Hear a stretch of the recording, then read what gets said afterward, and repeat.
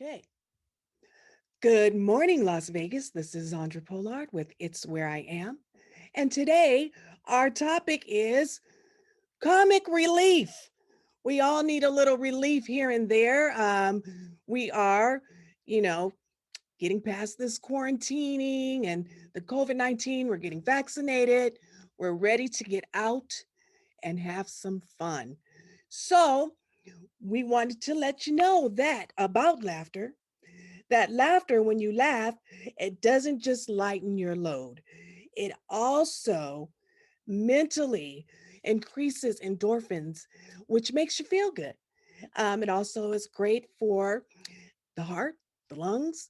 Um, and so we want to make sure that we're laughing and we're having a good time and enjoying one another. So today I've decided to have guests who are comics. So we're going to start with Buddy Lewis. And Buddy Lewis is a comedic writer. He's done television and movies for nearly or quite some time. I think about 30 years. Going to age you a little bit, which is awesome. So thank you for what you do, keeping us laughing and feeling good. Yeah, you need to laugh because some of these people got frowns on their faces and they need to release that, let it go. It's Yes, I was super. mentioning that, our body responds to laughter mentally, physically. And They say laughter is the best medicine. I'm the kind of guy. If you're in the hospital, I'm coming to make you laugh. Or if it's at a funeral, we gonna say something funny. Let's get over this. Come on, let's laugh it up. I know that's right. So, look, tell me, buddy, I met you through a friend of ours, Chris Spencer. I know you write with him a lot. Oh yeah, okay. Because you scared me for a second. I thought you were gonna bring up some X or some body I dumped or something. No, yeah, Chris, yeah, me and Chris, yeah, we're friends, yeah. Yeah, so you guys are working on, he mentioned when he was on the show a few months ago that you guys Mhm. are now doing The Real Husbands of Hollywood. Is that right? That's right. We're writing more episodes for all of our fans that enjoyed the show before. We're telling you we're coming back. Everybody who was on the show is coming back. So we're writing a few more episodes. They were going to do a movie, and they decided, you know what? Let's break this up and make it 6 episodes. So we've got six, like a mini series that we're kind of doing, and then we're gonna see if maybe BT will jump on and give us, 6, 10, 12, maybe 15, 20 more. We're going to try to keep it going this time. All right. So I know you graduated from Howard University. Yes, with the degree in microbiology. I want people to know I'm not no just regular brotherhood comic. I'm a comic with a brain. I got Yes, which means you're probably extremely funny. that's what I've been telling myself. I say But that you, all the time. The world just don't know. I know but, I'm hilarious to but buddy, myself. did you start out writing or acting?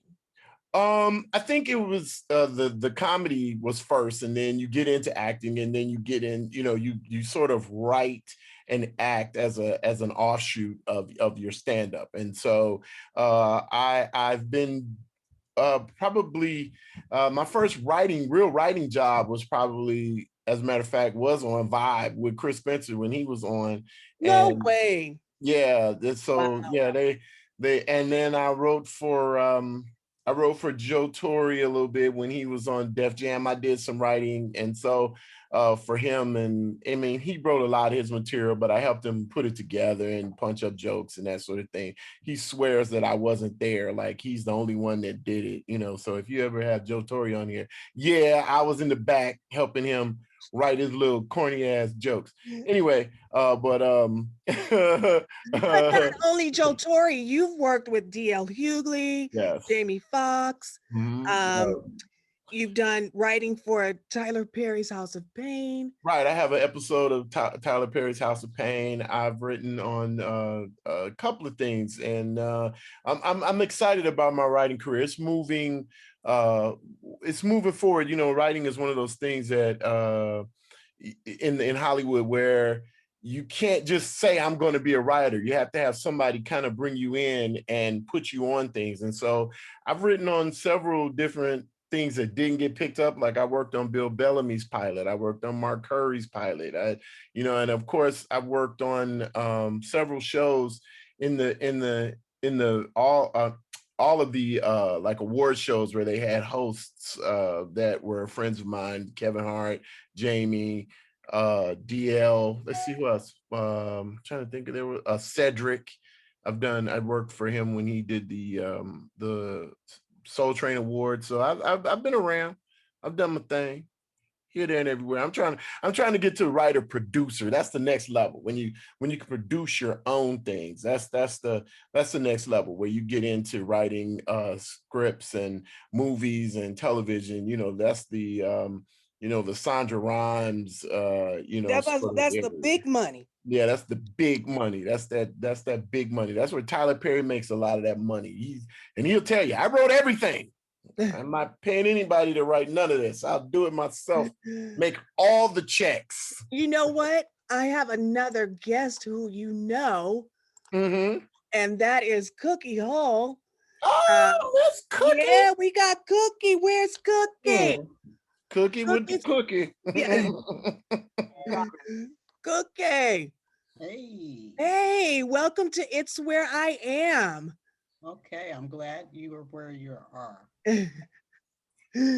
Thank you for being here. So I was talking to Buddy and we were talking about the big money when you start writing for television. Right. And he started out telling us that he wrote for people like D.L. Hughley, Jamie Foxx, Kevin Hart, many, many others. And I know that you started out doing the same. I was doing a little bit of writing for Cat. He was paying me to be a writer on his writing team in 2007, 2008. And then I was doing some writing for Lonnie Love or for her show The Real. I was doing some writing for her for some of the segments. Well, all of them for The Real. Well, I do have them all. So there you go. There you go. Right. But you both started out on the stage. Yeah. Yes. Okay. Matter of fact, Cookie, didn't you come a couple of times to the High Cafe when we did it? Did you? Yeah. You came a few times. Yeah, I put her on stage. Kim Whitney and I used to have a club. We started in the Valley back in the day, late '90s, early 2000s. We did a comedy club, and Cookie used to come perform. So yeah, we were stand ups. That's where a lot of people make their that's the bread and butter. That's where you start. Right. And so what type of courage does that take to start out on the stage? You don't know what your audience is like. You don't know if they'll like you. You don't know if they'll get your sense of humor. You just gotta Find out. that's the You you can't gotta care. break that. Yeah, you gotta break out of that You can't care. real fast. I mean, because at the end of the day, you're there to entertain the audience. So they don't know what you're going to say. They have no idea. They don't know what you're going to do. Only thing they're hoping for if it's so that it's something that they can talk about. Yeah, and you try to connect with and go to places where where you think your material will be familiar with the people who are there. But the thing is to break out of your comfort zone, I think, and be funny to everybody. Funny's funny, Right. and so if you work on your craft and you work on your abilities on stage, then funny's funny. and Well, so and would it work like, say, someone like me, if you wrote something funny for me, would it still well be funny? Probably not. well Because that's you have to have, that stage presence and, you have to have that gift of delivering the joke, you know? I think there's a difference between people who are naturally gifted comics. They're talented people that do funny things, and there's some people that are self-made, joke telling people. They know how to tell a good joke. If you can, I can write you something funny. on a piece of paper, but whether or not you're going to be able to tell a joke, that's a Right. little bit of your own personal ability. On Exactly. it ain't my joke that's not funny. It's your It's Right. inability Well, to it tell has a lot it. to, right. It has a lot to do with the individual because everybody has told a joke. Right. right. Everybody has told a joke, but there, when it comes to a point where you have to say, um, you have to make, I mean, when it becomes a job, it's some people get anxiety on their regular job at McDonald's, so they ain't gonna be able to get on that stage and deliver due to other fears. It's not that the joke is not funny, it's the other fears that you have inside about what's going on or how you may deliver it, or you know what I'm saying? It's the other fears inside of you. It ain't the joke, it's the fears. When people get on the stage, a lot of people they say they people always ask me, like, or do you get scared when you get on stage? No, I'm pretty sure Buddy can attest to this. We get scared when our money ain't there. That's Right. what we don't care nothing about the audience, the people in there. Right. The fear comes when what was promised as a business deal is not there. That's where the fear comes in at. Right. That That's where, makes sense. But yeah, and guys, sometimes I you want think to and introduce all you that. to, I'm sorry to cut you off. I want to introduce you to another comic. She's a local comic, and her name is Lady AK.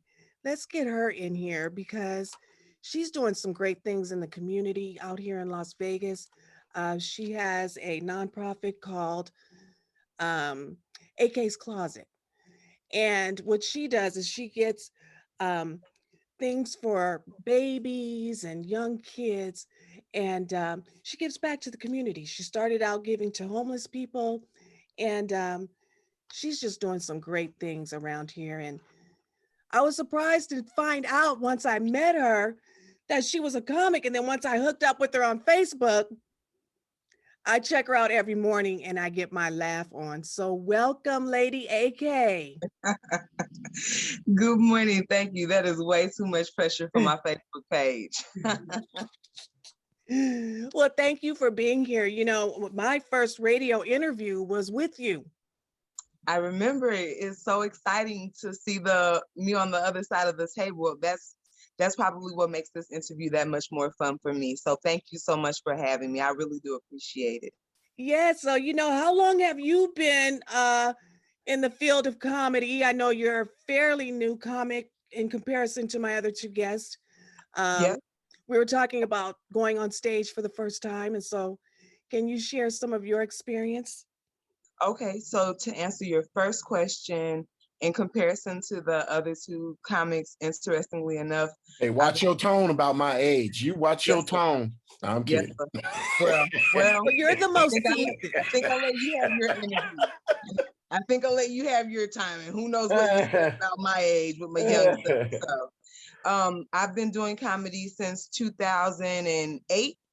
So Okay. yes, in comparison to them, I am a tenderoni. So not to age them, but to just simply say that they are the veterans in the game. They are the ones to be respected when it comes to comedy. That's all.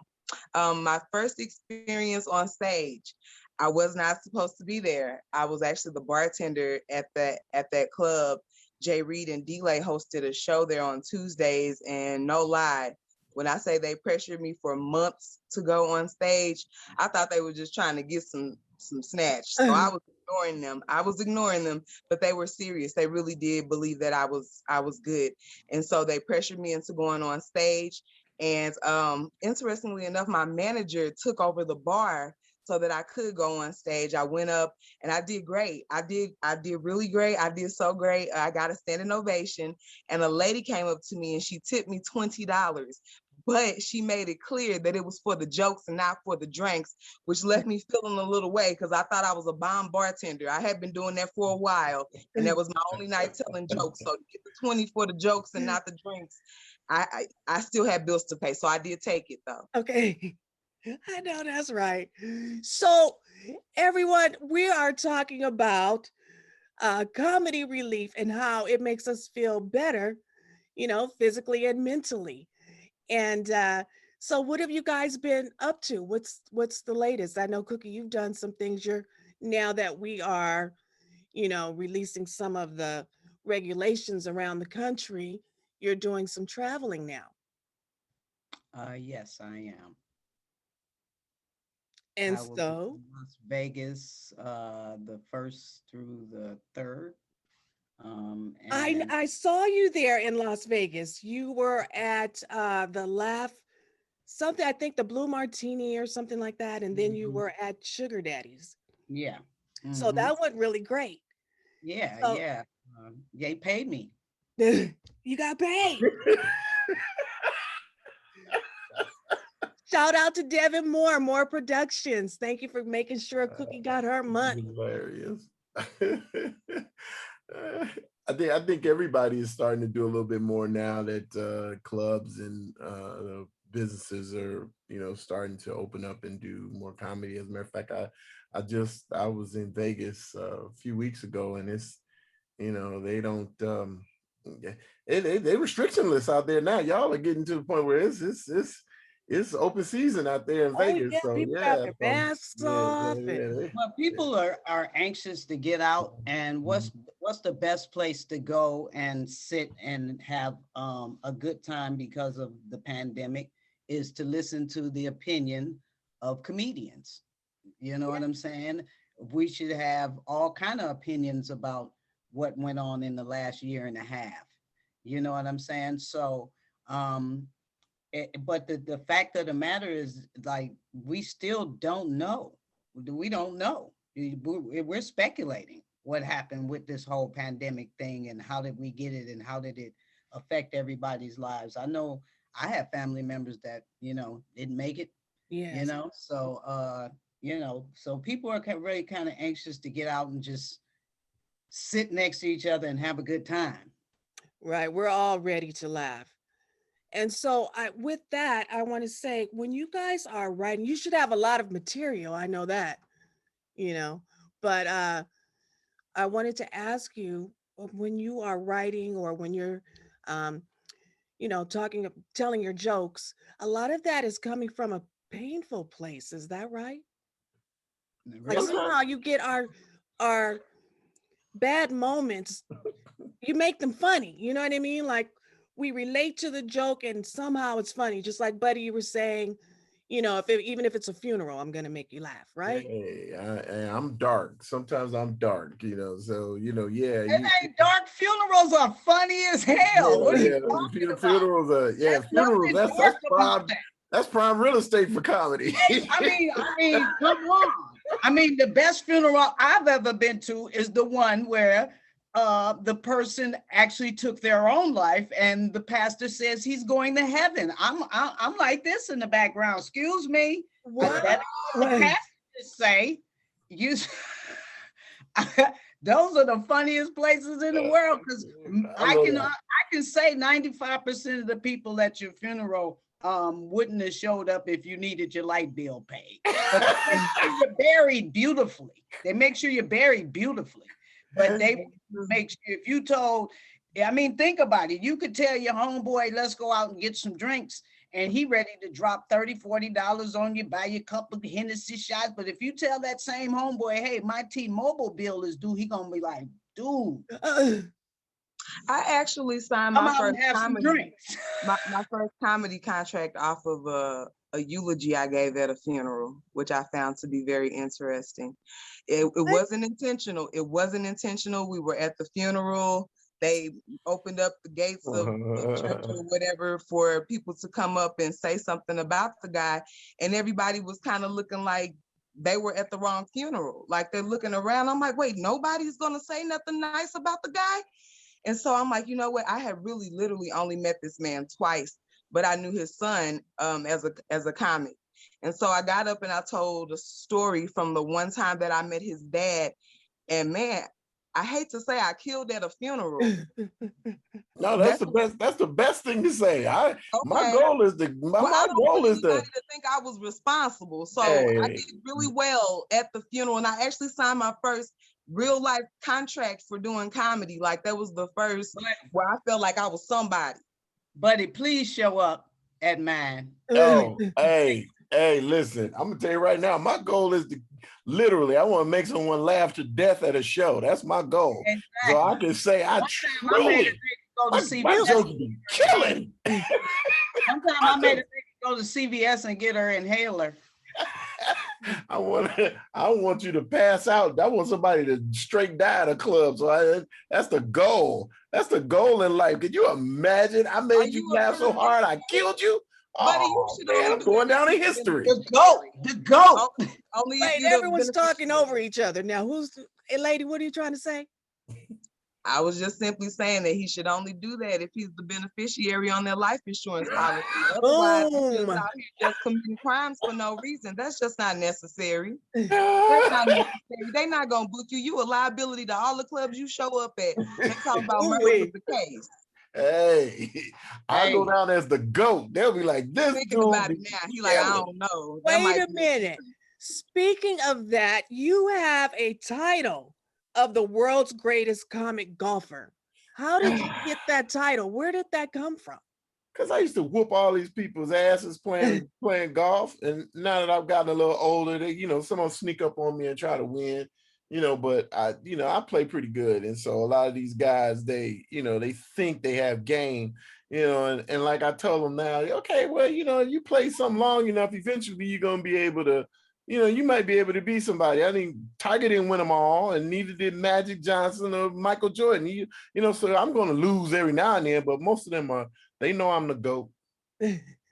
So I have a word to say about that, but Okay. Oh yeah, you play too. I forgot. yes, Yes. I actually am going to play first thing in the morning.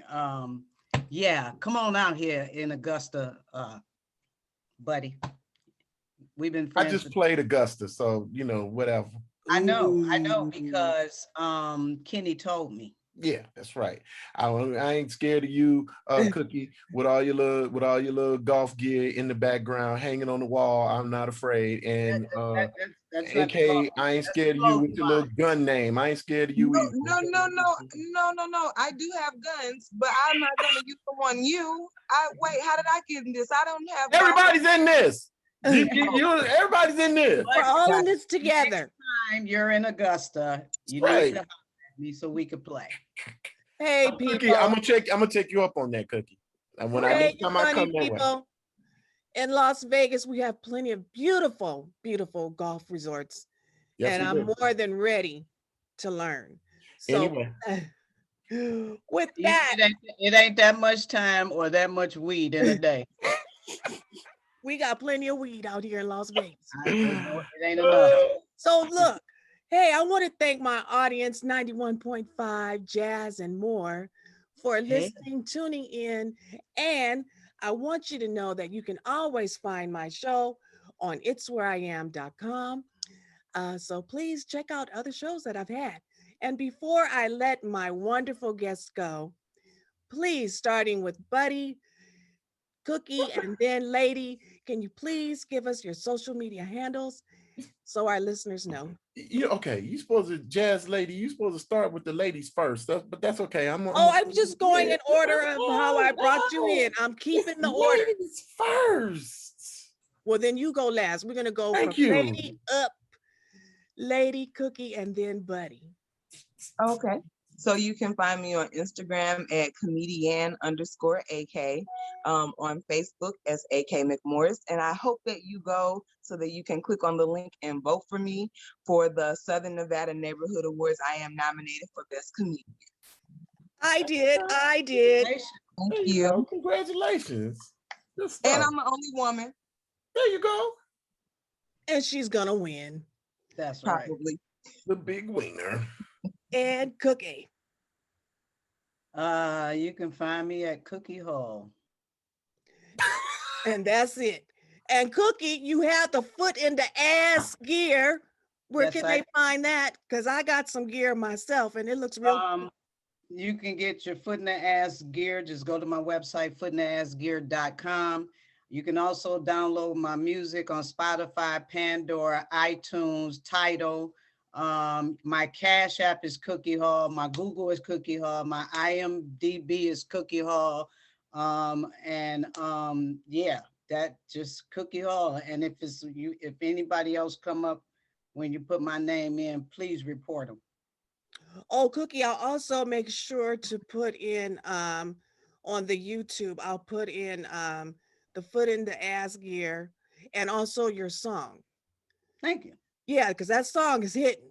And Thank then, you. lady, before I get to you, buddy, since you are last now, lady, tell them about your hair jewelry. I need Oh, some when I go to Mexico. well, it's hair jewelry and it's earrings as well. I hand make them all. You can go to treasureboxbyak.com and definitely purchase your items there. But I would like to encourage anyone, if you have small children, children all the way up to high school age, AK's Closet is partnering with the North Las Vegas Police Department for their back to school drive, also with Parkdale Community Center for a back to school teachers drive. So we'll be providing items for teachers as well as students. If you would like to donate, please go to akscloset.org and just simply leave me a message there, and I will be happy to arrange to receive your donations. Thank you. Beautiful, beautiful. So make sure you guys give me all that stuff so I can put it on the website and on the YouTube channel. If you go to Will do. YouTube, you can just put in Zandra Pollard. That's ZandraPollard.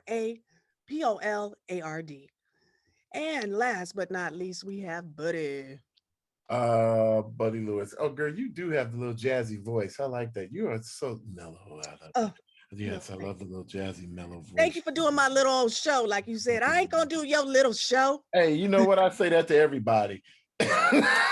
You just make sure you know you just like everybody else. You're gonna get the same reaction. You're No, the I'm same, special. same. I'm treating everybody the same. But I'm here. I came. Yes, you Okay. are. And thank you. I'm everywhere. Buddy Lewis Jokes on Instagram and Instagram, Facebook, Twitter. Hit me up if I've said anything funny that offended anybody. I just want to let you know. Go on about your business. These were jokes. All right, that's it. Just let it happen. Just breathe it in. Let it go. All right. Well, thank you, everyone. Thank you, 91.5 Jazz and More. And I am here every second Saturday of the month at 8:30 a.m. And we'll see you next month. Thank you. Good All right, night. thank So you for having. Thank you for having me. Bye. Jazz lady. Goodbye. Jazz lady. Bye. I sound like a man. Bye, everybody. Bye. Buddy, I'm Bye, hit you. y'all. Hit me, Cookie. You got my number. All right.